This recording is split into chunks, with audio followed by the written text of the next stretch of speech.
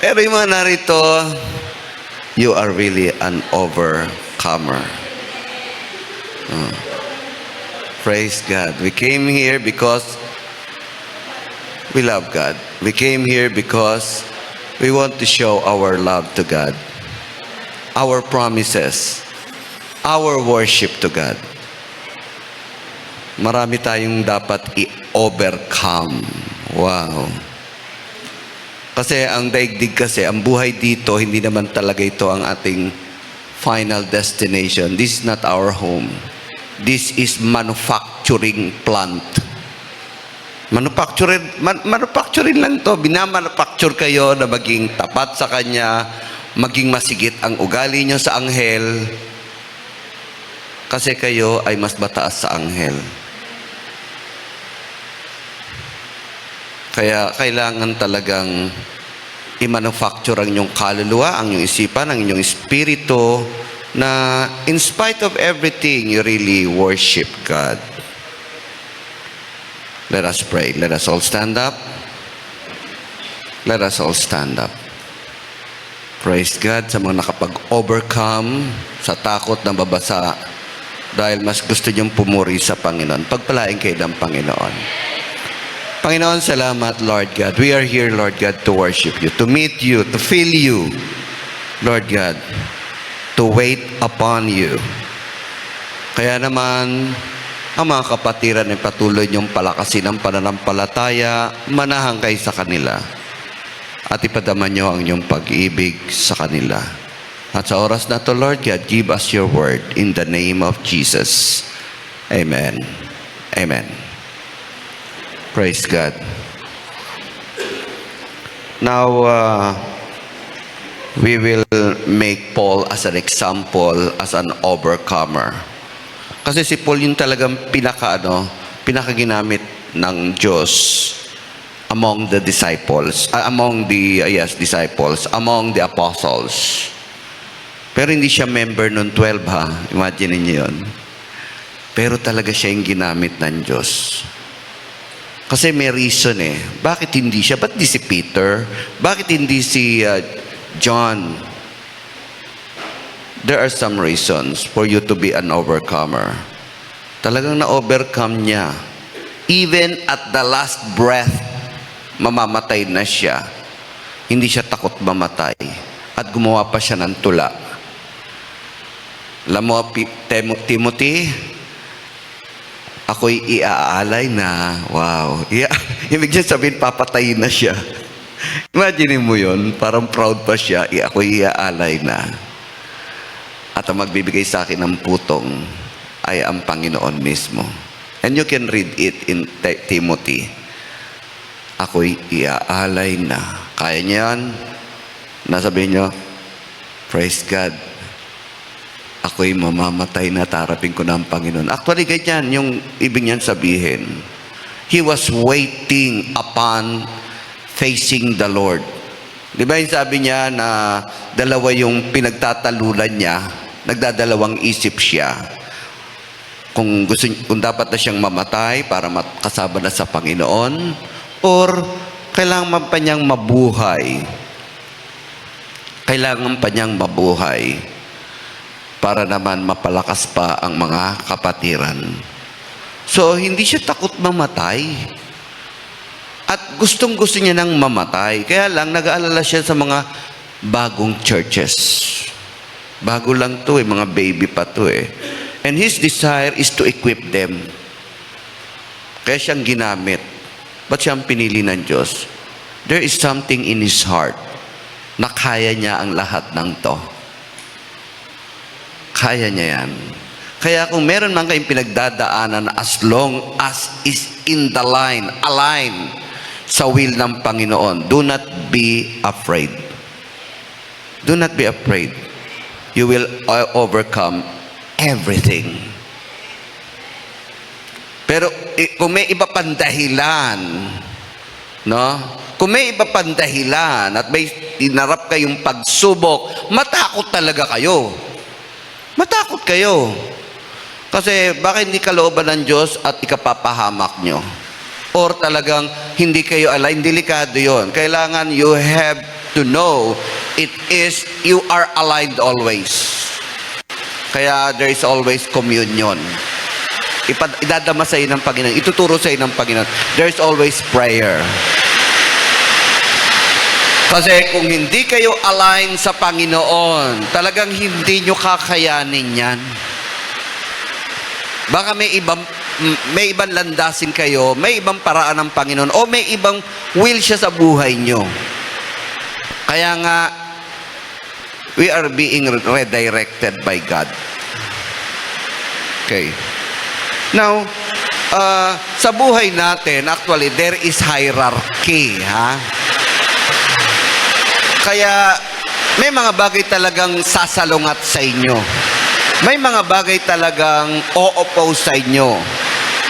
The first is that di nyo talaga masasalungat ay ang Diyos. He is the highest authority. At siya talaga nasusunod. At ang kalooban niya para sa kabutihan ng kanyang minamahal. And then, next are the angels. Kasi mga anak din ng Diyos ang tawag sa kanila eh. Angels. At tandaan nyo, ang mga devil angels din yan. But they are outside already. Pero ginagamit din sila ng Panginoon minsan. The devils are angels. They have authority. Next to the angels and demons are men. Talagang mababa tayo sa kanila. And next to us are the beasts, yung mga hayop. Binigay talaga authority natin. Binigyan tayo ng authority to dominate them. Subalit, ang tao ay pansamantala lang. Basahin nga natin yung sa Hebrew 2, chapter 2, verse 6 and 7. Okay? O dun sa Psalms na lang, kasi pareho lang to. Psalms na lang. Awit, chapter 8, verse 3 to 5. Awit, chapter 8, verse 3 to 5. Awit na lang. Actually, quoted din lang yan. Oh, dun sa Hebrew. Okay, sige. Tama yan. Awit 8, 3 to 5. Kapag tumitingala ako sa langit na iyong nilikha at aking pinagmamasdan ang buwan at ang bituin sa kanilang kinalalagyan. Sige. Ako'y nagtatanong, ano ba ang tao? Who are we? Ano ba tayo? Upang iyong alalahanin. You see? Sino ba siya upang iyong kalingain? Sige, tuloy mo. 5. Ginawa nyo kaming mababa ng kaunti sa mga anghel. So, we are lower. Talagang mababa tayo sa anghel. Actually, dominated tayo ng angels and demons. Ngunit, pinarangalan nyo kami na parang mga hari. So, itinaas tayo. Itinataas tayo. Sige. Sa 6 naman, tingnan mo nga. Tuloy mo nga. Okay. Pinamahala nyo sa amin ang iyong mga nilalang at ipinasalalim sa amin ang lahat ng bagay. So, we are dominant over this creation. Pero alam nyo ba, na tayo iaangat pa ng Panginoon dahil kay Jesus. Kasi si Jesus nagpakababa. Ang purpose niya kaya siya nagpakababa para tayo naman ay iangat at maging halos kapantay niya. Kaya tinawag tayong kapatid. Alang-alang sa pagmamahal niya sa atin. Kaya nga sa Romans 8:37, Romans 8:37, you are overcomers or you become more than conquerors. Kasi even the angels, even the demons, nilagay na sa inyong baba. Romans 8, no, in all these things, we are more than conquerors through Him who loved us. Yun, tinas tayo sa magitan ni Jesus. Ang konteksto nito, kasi wala talagang makapagpipigil sa inyo at hindi kayo pababayaan ng Diyos. Walang makapigil sa inyo kahit kamatayan, kahit kalaliman, at lahat ng to ay walang makakapigil sa inyo na ang Diyos ay sumainyo. Kaya nga, through Him who loved us.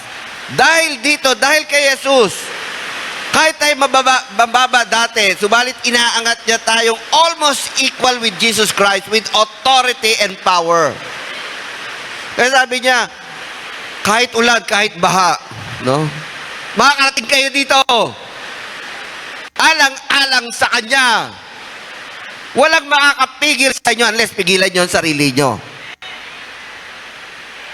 We can overcome everything, even amount of money, even everything as long as you are aligned with God. And that is the secret. Kaya si Paul, siya'y nakitaan na ito a-align sa akin to. Si Paul, ang nakita niya na ito yung puso niya talaga nakahook sa akin. Pero yung ibang mga disciples, kanya-kanya sila Merong isa gusto maging prime minister. Sabi nung nanay, iupo mo sa kanan. Yung isa, yung anak ko. Yung isa naman sa kaliwa. Yung isa, gawin yung prime minister. Yung isa naman, Department of Justice. No? Pero sabi ng Panginoon, yung hinihingi mo, hindi mo alam kung ano hinihingi mo. At yung pag-upo sa kanila, kung saan upo, sa kanan o sa kaliwa, hindi na sa akin yun. Panginoon ang nakakaalam. Meaning, meron tayong iba't ibang inilaan ang Panginoon and you have to find it. Pag na-align na kayo, lahat ay magagawa nyo. Kaya nga, sometimes may mga times na nalulungkot kayo, na prostrate kayo, nadi-disappoint kayo, but all these things, baka hindi kayo aligned sa will ng Panginoon. You are being redirected. Ako gusto ko rin maging officer sa IRIST. Nag-attempt ako, kaya ako nag-aral ng law. Para, siyempre, sigurado, tatawagin nila ako maging opisyal. Pero hindi pala yun ang will ng Panginoon. Hindi ako aligned Hindi ako aligned doon. At hindi ko rin, yung heart ko, hindi talaga pang pang opisina, pang ibang institution. Nung ako'y naging regional trainer, imagine nyo, mga teachers, tuturuan ko, proud na proud ako sa sarili ko.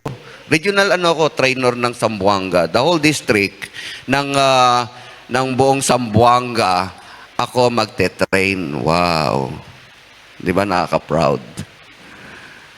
Mga private schools na mga teachers, kami magtuturo, may team kami. At bibigyan namin sila ng seminar. Nung una, proud ako kasi bago lang ako, ginawa akong regional trainer. Pero alam nyo ba, inalis ako, naramdaman ko, pinipilit ko lang sarili ko. Nung ako'y magsasalita na para mag-train, ang lumalabas sa akin hangin. Parang nakakapusan ako ng hininga at lahat ng mga tawag nyo, yung lahat ng mga pinag-aralan namin, team kami, hindi ko masabi, hinihingal talaga ako. At talagang halos hindi ako mapagsalita. At yung team ko parang nagalit pa sa amin, mukha akong engot, ganun. Tapos, pinilit ko talagang magsalita hanggang tapusin ko. Doon ko na-realize, hindi ako para doon. Bumalik ako dito.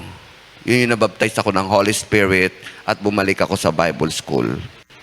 I was frustrated. Napahiya ako sa harap ng mga ibang teachers. Pero hindi ko naman sila kilala. Pakialam ko sa kanila. Pero nakakahiya. Hindi ako makapagsalita. Hinihingal ako. Wala naman akong hika. Pero, I felt later on, it was a redirection. Hindi ka para dyan. Hindi ka para magturo ng mga non-Christian. Hindi ka para magturo ng mga secular subject. And after that, yun nga, nabaptize ako ng Holy Spirit. I realized I have to return to Bible school. And I started to become a pastor. I was redirected.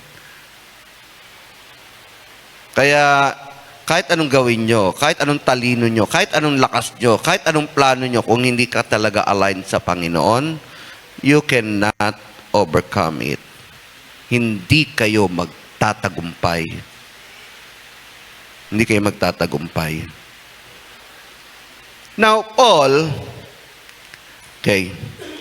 sa buhay ni Paul, The life of Paul, pakilaan, bukas mo na nga. The life of Paul as overcomer.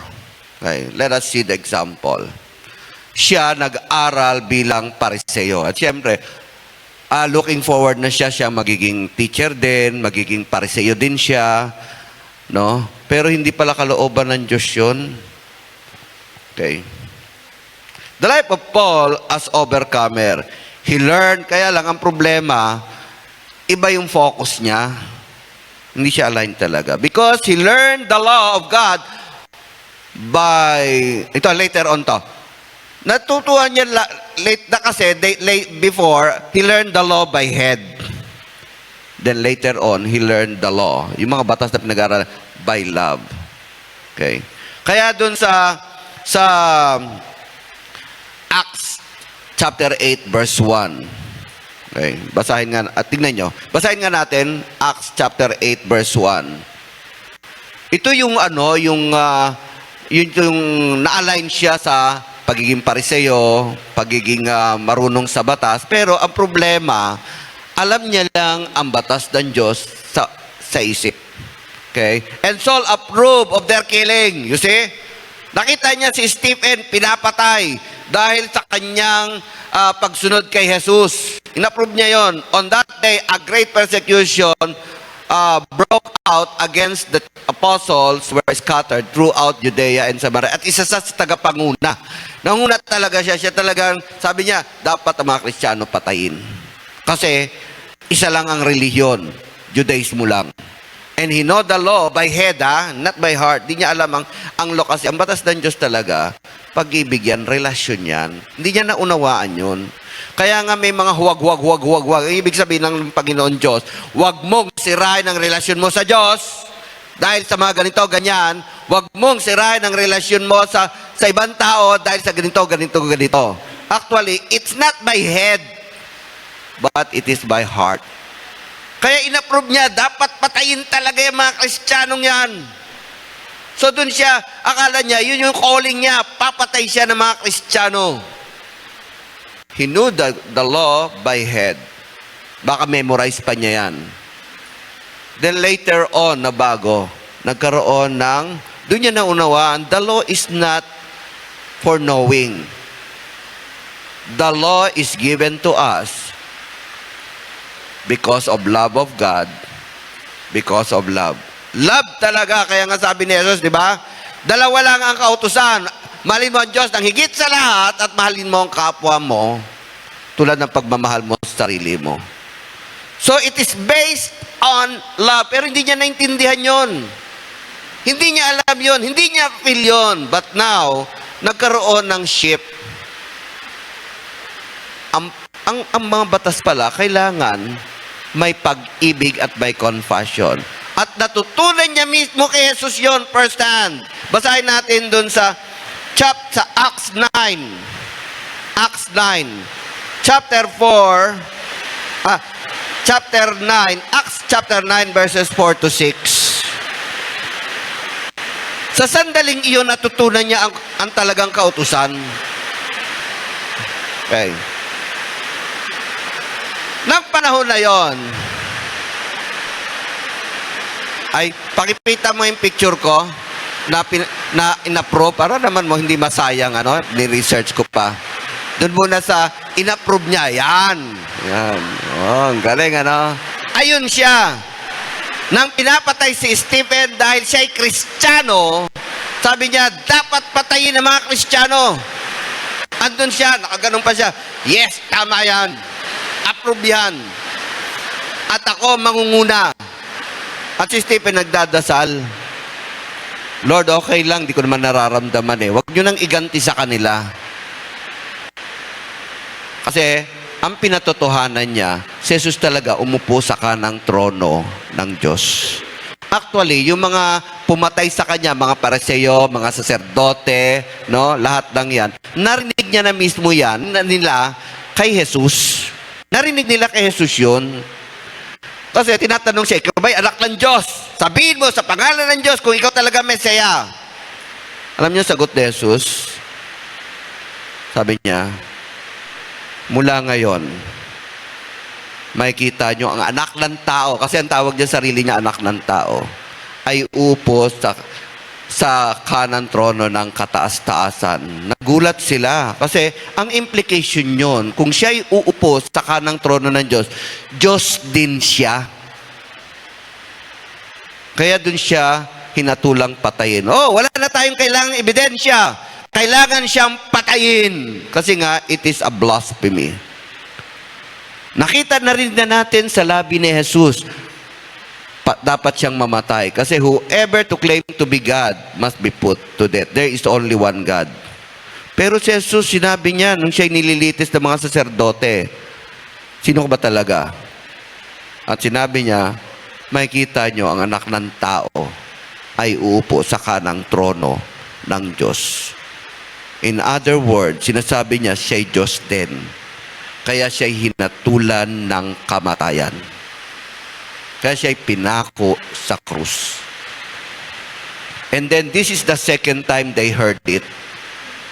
Kasi, nung nagpapatotoo naman si Stephen, sabi niya, dinagkwento siya ng mahabang-mahaba. Kwento niya yung kasaysayan ng Israel. Sabi niya, titigas ng ulo nyo.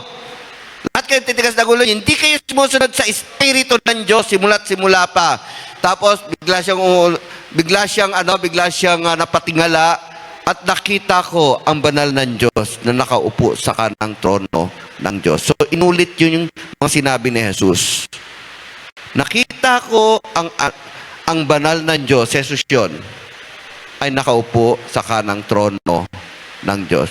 Alam niyo, ginawa ng mga saserdote, nagsigawan sila, tinakpan nila ang kanilang tenga.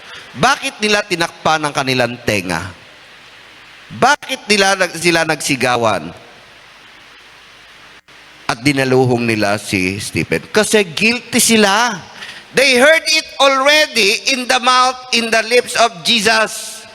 At ngayon, inuulit niya, pinatotohanan niya, bilang puspos ng Espiritu, nagkaroon siya ng vision. At sinabi niya sa harap ng mga saserdote na pumatay din kay Jesus, sabi niya, nakikita ko ang banal ng Diyos na nakaupo sa kanang trono ng Diyos. At ang ginawa nila, tinakpan nila ang tenga kasi nagigilty sila eh. Sumigaw sila at sinimulan lang nilang batayin si Stephen.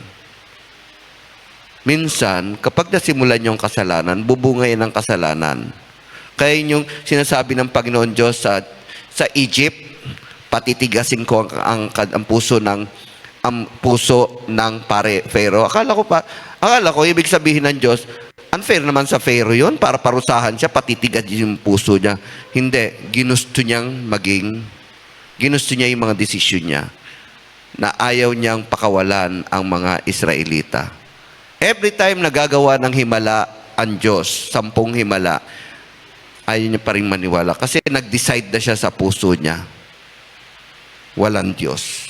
Hindi totoo yan. The same way with these people, tubigas na ang kanilang puso. Kaya nung narinig, hindi sila nagsisi. Kaya ang kasalanan, ingatan nyo na huwag pang maulit. Kasi magiging kalos na kayo. Humingi kayo ng tawad at tanggapin talaga ang katotohanan na may mali tayo. Kaya itong mga to, narinig na nila kay Jesus yun. The same word. Uupo siya sa kanang trono ng Diyos. And Stephen repeated it in their face. Nakita ko na nakaupo siya sa kanang trono ng Diyos. Pinatigas nila ang kanilang puso. Nagsigawan sila, tinakpan nila ang kanilang mga tenga kasi ayaw nilang marinig at ayaw nilang maniwala at pinatay siya. At si Paul, akala niya, tama yung mga teacher niyang Pariseo, tama yung mga tinuro sa kanya na isa lang ang religion ha, Judaismo lang. Kasi ito, akala niya, magtatatag uli ng bagong relihiyon ang mga Kristiyano. Kaya sabi niya dito, inapprove niya to, kailangan patayin. So he knew the law by his head. Now, nagkaroon ng shift. Kasi si Jesus naman ang nagpakilala sa kanya. Okay, sige, basahin natin sa Acts chapter 9 verse 4 to 6. Ayan. Siya ay naglibot-libot sa bawat bayan at tinatanong, kumakatok, nagsisensus, sino Kristiyano dito? At lahat ng umamin na Kristiyano, hinuhuli niya at kinukulong, iba pinapatay. Bawat bayan, pinupuntahan niya. And one day, naglalakad ngayon siya sa isang lugar. At nakita niya ang isang liwanag. At sabi niya, Saul, Saul, why do you persecute me? Bakit mo ko inuusig? Tuloy natin. Who are you, Lord? Kasi narinig niya yung tinig eh. Sino ka ba, Panginoon? Saul asked, I am Jesus. Ako si Jesus. Whom you are persecuting, he replied. Ay, totoo pala yung mga Kristiyano. Totoo pala yung binabahagi nila. Totoo ka pala, Jesus. Akala ko, ninakaw ka lang ng mga disipulo mo. Totoo ka palang muling nabuhay. Doon niya na-realize. Sige, tuloy natin. Now get up and go into the city and you will be told what you must do. Yes, sige pa. Hanggang ano lang ba yun? 6 na. Now, ito ang naramdaman niya. In spite na inuusig niya si Jesus, in spite na dapat patayin ng mga Kristiyano, in spite na hindi totoo si Jesus, galit ako sa kanya, hate ko siya. Pero si Jesus ay nagpadama. Ba't against ka sa akin? Ngayon tumayo ka. May pagagawa ko sa'yo. So nadama niya yun, wow, special pala ako. And then he was cold. And he realized na ang kanyang kinaiinisan ay siya pala talaga ang tunay na nagmamahal sa kanya. He learned the law by compassion. He learned the law by love. Naintindihan niya ang tunay na batas ng kautusan ng Diyos. Kaya nga as long as pangaral kayo ng pangaral sa kapatid nyo, sa mag-anak nyo, sa parent nyo, sa anak nyo, pero hindi nakikita sa buhay nyo, hindi nila dharma, they will never learn the Word of God. Kailangan talaga makita yung compassion, makita sa buhay nyo. At itong ginawa ni Jesus, yun lang, simpleng turo lang yon. Ba't ka ba hate sa akin? Ba't gusto mo kong usigin? Yung tinatag ko, ba't pilit na sinisira? Pero okay lang, sige, tumayo ka dyan, ikaw ang gagamitin ko. Wow! At na-realize niya, at nadama niya ang pag-ibig ng Diyos doon. At bumaligtad siya. Yung dati niyang inuusig, ngayon, tinutulungan niyang itatag. Nakita ni Jesus na ano lang siya misguided. Nakita niya na si Paul ay mali lang yung mga nagturo sa kanya. Pero nakita niya sa puso ni Paul, he is willing to kill and to be killed. Committed talaga siya. So, handa siyang pumatay at mamatay. Sa mga Pariseo, handa siyang pumatay. Pero sa Kristyanismo, handa na siyang mamatay. Nung una, by head, papatay siya. Pero kay Jesus, okay lang mamatay ako. And that is the difference among other disciples. Kasi yung mga disipulo niya, ni Jesus, hindi kabaitan ng Panginoon. Hindi siya tumitingin talaga sa outward appearance, sa mga background natin, ano? Alam niya meron kayong potential na gagamitin sa ibang paraan. Kaya among the disciples, hindi niya nakita na kailangan lumabas ang Kristyanismo kasi delikado. Kung dito sa Jerusalem pa lang, isang religion lang ang kalalabanin, no? Parang hirap na hirap pa yung mga apostol, pero paglabas niya, iba't ibang relihiyon ang kanyang haharapin. Iba't ibang katuruan ang kanyang babanggain at sisirain. Pero itong taong to, as long as aligned siya sa kalooban ng Diyos, hindi siya takot sa anumang mga problema, pagsubok, o babangga sa kanya. At siya ang pinili. So, there is a shift. The life of Paul, as an overcomer, he learned. Kaya, lahat na tinuturo sa atin, hindi naman para maging powerful, itaas ang sarili, kundi para kayo ay maunawaan nyo na ang pagiging Kristiyano ay may compassion and love. Maging halimbawa. Si Jesus na nagturo sa kanya direkta at nadama niya ang tunay na kautusan. Sa kabila na siya'y galit kay Jesus, si Jesus ay nagpakita pa rin ng awa at tiwala sa kanya. Another thing is that Paul followed God for a vision, not for ambition. Ano man bagay ang inyong gusto para sa inyong sarili, sa inyong pamilya, at dito sa daigdig na gusto niyong tikman ang lahat ng bagay na hindi niyo pa natitikman, ambisyon yan. Mga pangarap nyo para sa sarili, ambisyon yan. Pero kapag ang vision nyo ay para sa Diyos, para sa church, para sa kanyang gawain, those are vision. Si Paul, nung una, ambisyon niyang maging pariseo. Pero nakita niya si Jesus, yung ambisyon niya napalitan ng vision. Ito ang gusto ko sa'yo. Tumindig ka dyan. At meron akong ipagagawa sa'yo. So that is a vision. So that's the difference. Okay. So sa buhay natin, mangarap kayo sa Panginoon. Hindi para sa inyong sarili. Mag-align kayo sa Panginoon. Alamin niyo ang kalooban ng Diyos. Marami akong pangarap, subalit hindi ko natupad. Unang-una sa profession. Ayoko naman talaga maging pastor.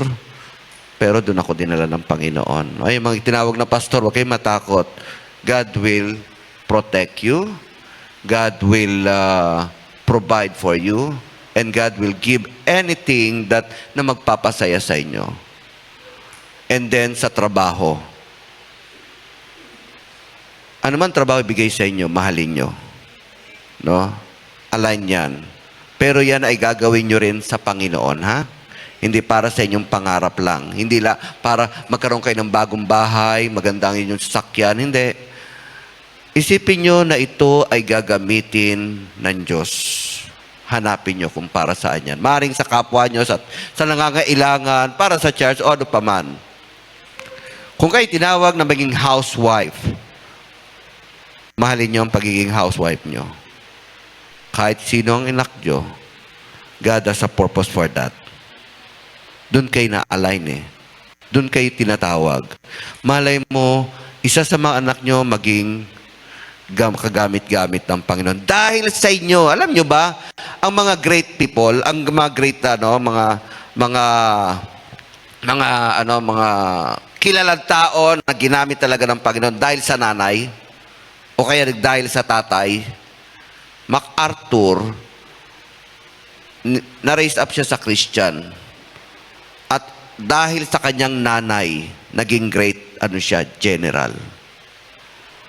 Hindi man kayo maging sikat o maging kilala o di kaya naggawa kayo ng maraming bagay, hindi man yun nagawa yan. Pero who knows, as a housewife, hinahanda ang inyong anak. Si Oral Robert, yung may tatag ng Oral University, sabi nung nanay niya, papangalan ko sa iyo Oral. Kasi sa mamagitan ng iyong salita, gagamitin ka ng Panginoon. At inalagaan niya si Oral Roberts. Hindi niya alam na yung pala, gagamitin niya ng Panginoon ng Diyos ang nanay niya upang siya maging great preacher. Kaya ngayon meron tayong Oral Roberts at Oral University. Dahil sa kanyang salita, dahil talagang ginamit siya, dahil sa nanay niya. Inalagaan siya ng nanay niya at ang nanay niya nagbigay sa kanya ng direksyon. Kahit na tayo housewife, mahalin niyo yung mga anak, who knows? Isa sa mga anak niyo gagamitin ng Panginoon. Kahit anong humble ang ina-align sa inyo ng Panginoon, sundin niyo yan. Hindi man makita ngayon, pero darating ang panahon, God will use kung ano mga ginawa nyo para sa Kanya.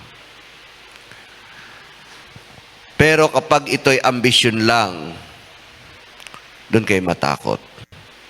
Kaya nga, one of the things na talagang you can overcome everything kapag naka-align kayo sa Panginoon. ito hindi ko akalain, ano. But I aligned myself. May pangarap din ako abroad because of money. Because of money. Pero yun ay ambition lang sa sarili. Nag-apply ako sa US. Hindi lang dahil dun sa sa September, bumagsak na Twin Tower sa US, dapat nasa US na ako. Nung una hindi ko feel na hindi, tuloy pa rin to. Darating dito yung mag-interview sa amin from Texas. Hindi ako takot. Pero pagdating September yon, pagdating ng January, sinabi na sa amin nung sa amin yung aming agency, nagsara ang US sa mga hiring. Ay, na-prostrate ako. Talagang, kahit madaling araw, nafe-feel ko yung sama ng loob ko, nagpipray ako. Pero, what is that? That's my ambition. Ambition lang yon. The Lord redirecting me to a vision.